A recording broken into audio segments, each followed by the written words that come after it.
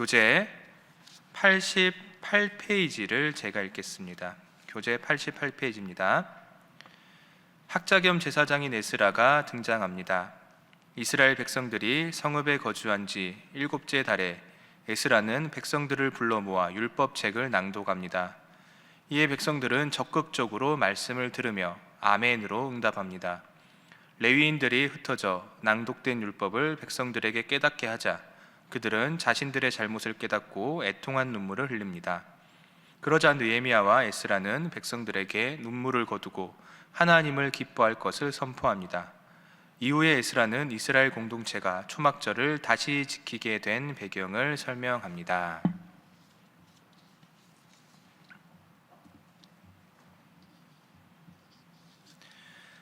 지난 본문에서 느헤미야는 성벽 공사를 완료하고 사람을 세웁니다.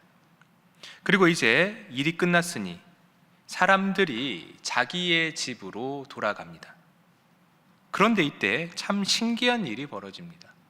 느헤미야 8장 1절을 한번 다 같이 읽어보겠습니다. 8장 1절입니다. 시작. 이스라엘 자손이 자기들의 성읍에 거주하였더니 7째 달에 이르러 모든 백성이 일제히 수문 앞 광장에 모여 학사 에스라에게 여호와께서 이스라엘에게 명령하신 모세의 율법책을 가져오기를 청하매. 아멘. 백성들이 자기들의 성읍에 거주하고 있는데 7째 달에 이르자 모든 백성들이 수문 앞 광장에 모입니다. 참고로 성벽이 완공된 날이 엘루럴 25일입니다. 그리고 오늘 본문에 나오는 7월은 티스리월이라고 하는데요, 엘루럴 다음 달입니다. 유대 달력 기준으로 엘루럴이 6월이고 티스리월이 7월입니다. 정리를 하면 이스라엘 백성들은 이스라엘 달력을 기준으로 6월 25일에 성벽 공사를 완료하고 집으로 돌아갑니다. 그리고 얼마 지나지 않아 7월이 오자 뭔가에 홀린 듯이 예루살렘으로 모입니다. 왜 모였을까요? 1절 후반을 한번 보십시오. 학사 에스라에게 여호와께서 이스라엘에게 명령하신 모세의 율법책을 가져오기를 청하매. 백성들이 자발적으로 모세의 율법책을 가져오기를 청합니다. 참고로 모세의 율법책은 우리가 잘 아는 모세오경의 전부이거나 일부로 추측이 됩니다. 아무튼 백성들이 자발적으로 하나님의 말씀을 듣기를 원합니다. 그러자 에스라가 백성들의 요청에 따라 움직이기 시작합니다. 2절에서 3절을 한번 교독해 보겠습니다. 2절에서 3절입니다. 제가 먼저 읽습니다. 7째 달 초하루에 제사장 에스라가 율법책을 가지고 회중 앞 곧 남자나 여자나 알아들을 만한 모든 사람 앞에 이르러 수문 앞 광장에서 사람 앞에서 읽음에 뭇백성이 그 율법책에 귀를 기울였는데. 아멘. 먼저는 시간입니다. 때는 7째 달 초하루입니다. 7월 1일에 제사장 에스라가 율법책을 가지고 옵니다. 그리고 새벽부터 정오까지 성경책을 읽는데요, 대략 5시간에서 6시간 정도 읽었던 것 같습니다. 시간을 볼 때 아마 에스라는 율법책 전체를 읽었던 게 아니라 발췌를 해서 읽었던 것 같습니다. 오경을 대여섯 시간 만에 읽을 수는 없죠. 우리가 그 분량을 아니까 충분히 짐작이 가능한 겁니다. 그리고 장소입니다. 여러분, 백성들이 어디에서 모입니까? 수문 앞 광장에서 모입니다. 굉장히 의미심장한 장소입니다. 율법 낭독이 성전에서 거행되지 않고 성문 앞 광장에서 진행이 되었던 겁니다. 이스라엘에게 성문은 삶의 중심지입니다. 대부분의 일상적인 일들이 성문을 중심으로 이루어졌습니다. 근데 그러한 의미를 가진 성문에서 율법이 선포됩니다. 여러분, 하나님의 말씀은 성소 안에, 교회 안에 갇혀 있을 수 없습니다. 교회를 뚫고 나가 집이나 거리에서 선포되어야 하고 우리의 삶을 이끌어야 합니다. 교회 밖으로 뚫고 나가야 하는 겁니다. 그리고 때와 장소를 봤으니 이제는 대상입니다. 율법을 누가 듣습니까? 남자나 여자나 알아들을 만한 모든 사람입니다. 알아들을 만한 모든 사람이 율법을 들었다입니다. 여기 나오는 알아듣다와 똑같은 단어가 다른 절에도 나오는데요. 잠시 8절을 보십시오. 8절에 이렇게 나옵니다. 하나님의 율법책을 낭독하고 그 뜻을 해석하여 백성에게 그 낭독하는 것을 다 어떻게 깨닫게 하니, 깨닫게 했다. 3절에 나오는 알아듣다와 8절에 나오는 깨닫다가 같은 단어입니다. 참고로 8절에 나오는 깨닫다의 주어는 레위인이고 목적어는 이스라엘 백성들입니다. 즉 레위인이 이스라엘 백성들을 가르쳐서 깨닫게 하고 이해하게 한 겁니다. 이렇게 이해의 의미가 강한 단어가 3절에 사용된 겁니다. 듣고 깨달을 만한 백성들은 다 나아오라입니다. 여러분, 이스라엘 시절부터 시작된 우리 기독교는 이해의 종교입니다. 우리 기독교는 이해의 종교입니다. 심지어 이사야서는 이성적이지 않은 믿음을 보고 이교도의 표식이라고 합니다. 그리고 호세아서는 내 백성이 지식이 없음으로 망하였도다라고 합니다. 느헤미야도 마찬가지입니다. 앞서 나온 느헤미야도 6장에서 이러한 이성을 가졌기에 스마야의 함정에 빠지지 않습니다. 황홀경에 빠져서 예언을 하는 척 했지만 느헤미야가 이성을 가지고 그에 빠지지 않죠. 그리고 11세기에 캔터베리의 안셈 또한 이런 말을 남깁니다. 믿음은 이해를 추구한다. 믿음은 이해를 추구한다. 여러분, 기독교는 이성을 기반으로 한 초이성이지 이성을 배제한 비이성이 아닙니다. 기독교는 이성을 기반으로 한 초이성이지 이성을 버린 비이성이 절대로 아닙니다. 여기서 첫 번째 기도 제목입니다. 성경을 잘 이해하게 하소서입니다. 성경을 잘 이해하게 하소서입니다. 이제 4절입니다. 4절을 제가 한번 읽어보겠습니다. 그때 학사 에스라가 특별히 지은 나무 강단에 서고 그의 곁 오른쪽에 선 자는 mattithea와 스마와 아나야와 우리야와 힐기야와 마아세야요 그의 왼쪽에 선 자는 브다야와 미사엘과 말기야와 하숨과 하스밧다나와 스가랴와 무술람이라. 아멘. 학사 에스라가 특별히 지은 나무 강단에 섭니다.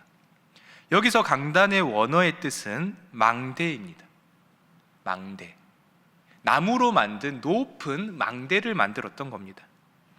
아마 많은 무리가 모였기에 말씀을 읽는 사람이 잘 보이게 하고 그들의 목소리가 잘 들리게 하기 위함이었던 것 같습니다. 그리고 4절 중반을 보시면 에스라의 양편에 13명의 사람이 섭니다. 오늘 본문은 그들이 누구인지 그리고 무슨 일을 하는지 설명하지 않습니다. 하지만 오늘 본문을 쭉 보면서 추측을 해보면 대략 2가지 정도로 추려집니다. 첫째는 이스라엘 공동체를 대표하는 자들이다. 아마 대표자니까 앞으로 나왔을 것이다. 그리고 2번째는 율법책을 읽는 걸 돕기 위해 선택되었을 것이다. 이렇게 추측이 됩니다. 둘 중에 답이 뭘까요? 아마 둘 다일 가능성이 제일 높습니다. 대표자이면서 동시에 올라와서 율법책을 봉독하는 걸 도왔을 겁니다.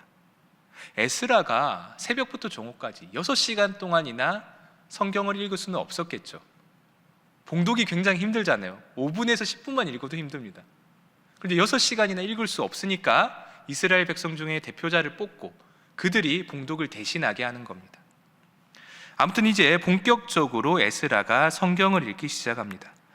5절에서 6절을 우리 다 같이 한번 읽어보겠습니다. 중요한 부분입니다. 시작. 에스라가 모든 백성 위에 서서 그들 목전에 책을 펴니 책을 펼 때 모든 백성이 일어서니라. 에스라가 위대하신 하나님 여호와를 송축하며 모든 백성이 손을 들고 아멘 아멘 하고 응답하고 몸을 굽혀 얼굴을 땅에 대고 여호와께 경배하니라. 아멘. 먼저 에스라가 율법책을 펴니다. 정확하게 말하면 두루마리를 펼쳤을 겁니다. 당시에는 책이 없으니까 두루마리가 이렇게 접혀 있는 걸 양옆으로 이렇게 딱 폈을 겁니다. 그리고 모든 백성이 일어섭니다. 감히 하나님의 말씀을 듣는데 앉아서 들을 수가 없었던 겁니다. 하나님을 경외하는 마음으로 말씀을 읽기 전에 일어나는 겁니다. 그리고 에스라가 하나님을 송축합니다. 그러자 모든 백성이 손을 들고 아멘 아멘 합니다. 손을 들다, 하나님을 간절히 의지한다는 뜻입니다. 요즘과 비슷하죠. 나에게는 하나님밖에 없습니다. 내가 의지할 자는 여호와 하나님밖에 없습니다. 그런 마음을 표출하기 위해 손을 드는 겁니다. 마지막 순서로 하나님께 엎드려 경배합니다. 말씀을 읽기 전에 이러한 여러 단계를 거쳤던 겁니다. 이런 단계들을 볼 때 이스라엘이 정말로 간절했던 것 같습니다. 하나님의 말씀을 듣기를 정말로 원했던 겁니다. 그리고 7절 중반을 보십시오. 7절 중반에 이렇게 나옵니다. 레위 사람들은 백성이 제자리에 서 있는 동안 그들에게 율법을 깨닫게 하였는데, 나무 망대에서 율법책이 낭독된 것으로 그친 것이 아니라 레위 사람들이 백성들 사이사이로 들어가서 그들의 귀로 들렸던 그 율법이 어떤 뜻인지 정확하게 무슨 내용인지 이해를 시킨 겁니다. 망대에서 하나님의 말씀이 선포되자 그걸로 그친 게 아니라 레위인들이 백성들 사이사이로 들어가서 그 율법이 무슨 뜻인지 설명을 한 겁니다. 그 결과 어떻게 될까요? 9절 초반을 보십시오. 백성이 율법의 말씀을 듣고 다 우는지라. 다 우는지라. 여기서의 울음은 참 복잡 미묘한 울음입니다. 그들의 과거와 현재와 미래가 복잡하게 얽혀있는 울음입니다. 신명기에 이런 말씀이 있습니다. 내가 내 하나님 여호와의 말씀을 삼가 듣고 내가 오늘 내게 명령하는 그 모든 명령을 지켜 행하면 내 하나님 여호와께서 너를 세계 모든 민족 위에 뛰어나게 하실 것이라. 하나님의 말씀을 들으라는 겁니다. 네가 율법대로 살면 내가 은총을 내리겠다입니다. 그러면 그 율법이 지키기가 어려울까? 아닙니다. 신명기 30장에 이런 말씀이 나옵니다. 내가 오늘 내게 명령한 이 명령은 내게 어려운 것도 아니요 먼 것도 아니라. 어려운 것도 아니고 먼 것도 아닙니다. 여러분, 이스라엘 백성들이 포로로 끌려간 이유는 과거에 하나님과 맺은 이 언약을, 즉 율법을 지키지 않았기 때문입니다. 이 사실을 율법을 들음으로 인해 적나라하게 깨닫게 됩니다. 율법책에 신명기도 들어있었겠죠. 방금 제가 읽었던 이 말씀을 그들도 들었을 겁니다. 감정이 복받쳐 오를 수밖에 없습니다. 내 과거를 생각하지 울음만 나오는 겁니다. 그리고 그들의 현재 상황을 생각해도 울음만 납니다. 그들이 얼마 전에 어떤 짓을 벌였습니까? 율법에는 이자를 받지 말라고 합니다. 그리고 그 모든 율법의 근간에는 형제애가 존재하고 있습니다. 그런데 그들은 이자를 받습니다. 그것도 그냥 이자도 아니고 높은 이자를 받습니다. 형제애를 보여주는 게 아니라 동족의 피를 빨았습니다. 율법의 정신에 완전히 반대되는 행위를 한 내 모습을 볼 때 눈물을 흘릴 수밖에 없습니다. 미래도 마찬가지입니다. 이스라엘은 그저 페르시아 제국의 작은 식민지일 뿐입니다. 율법을 읽는다 하더라도 그 율법이, 그 하나님의 말씀이 이 땅 위에 세워질 수 있을까? 미래를 생각해도 눈물만 납니다. 그래서 엉엉 우는 겁니다. 이때 느헤미야가 말합니다. 10절을 한번 보십시오. 느헤미야가 또 그들에게 이르기를 너희는 가서 살찐 것을 먹고 단 것을 마시되 준비하지 못한 자에게 나누어 주라. 이날은 우리 주의 성일이니 근심하지 말라. 여호와로 인하여 기뻐하는 것이 너희의 힘이니라 하고. 아멘. 근심하지 말라. 여호와로 인하여 기뻐하는 것이 우리의 힘이다. 오늘 본문에 따르면 율법이 울릴 때 백성들은 슬퍼하며 애통합니다. 그런데 방금 10절에서는 기뻐하라고 합니다. 여호와로 인하여, 여호와의 그 율법으로 인하여 기뻐하라고 합니다. 이게 어떻게 가능할까? 그리고 율법이 울릴 때 우리는 왜 기뻐해야 하는가? 그리고 그것이 왜 우리의 힘이 되는가? 여러분, 율법은 우리의 족쇄나 우리의 심판이 아니라 우리를 자유케 하고 우리 모두에게 내리는 하나님의 은총입니다.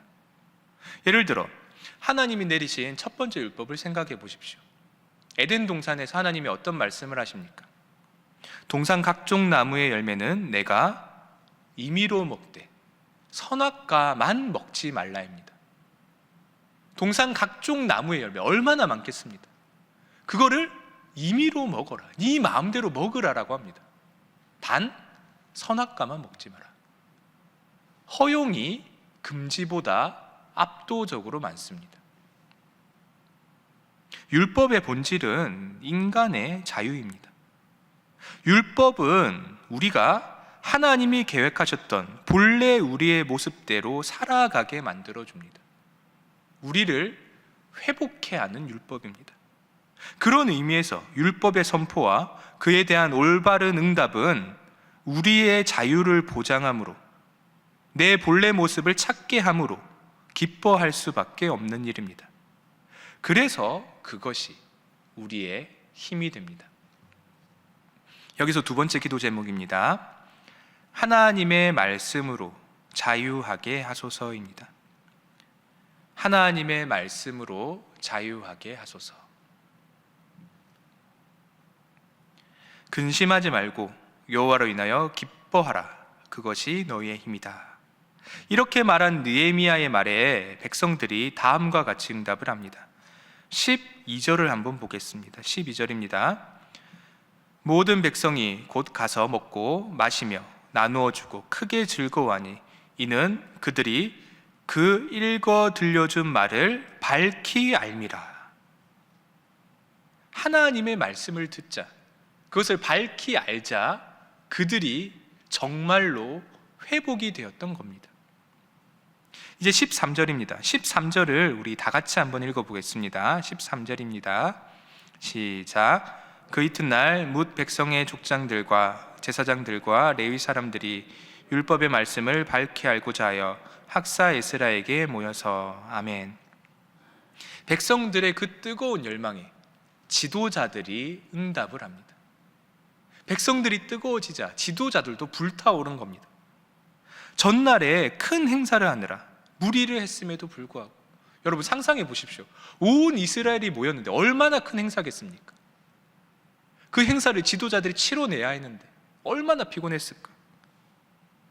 그렇게 무리를 했음에도 불구하고 율법을 알고자 하는 마음으로 학사 에스라에게 모입니다. 그리고 놀라운 사실 하나를 발견합니다. 14절을 한번 보십시오. 율법에 기록된 바를 본즉 여호와께서 모세를 통하여 명령하시기를 이스라엘 자손은 7째 달 절기에 초막에서 거할지니라 하였고. 아멘. 그들이 초막절을 발견합니다. 초막절은 7월 15일부터 일주일 동안 계속되는 절기입니다. 다들 아시다시피 초막절은 출애굽을 한 이스라엘 사람들이 광야에서 장막 생활을 하던 것을 기념하는 절기입니다. 즉 출애굽을 기념하는 절기입니다. 바벨론 포로기 이후 귀환을 한, 즉 제2의 출애굽을 한 이스라엘 백성들의 상황에 딱 어울리는 절기입니다. 하나님의 섭리가 느껴지는 순간입니다.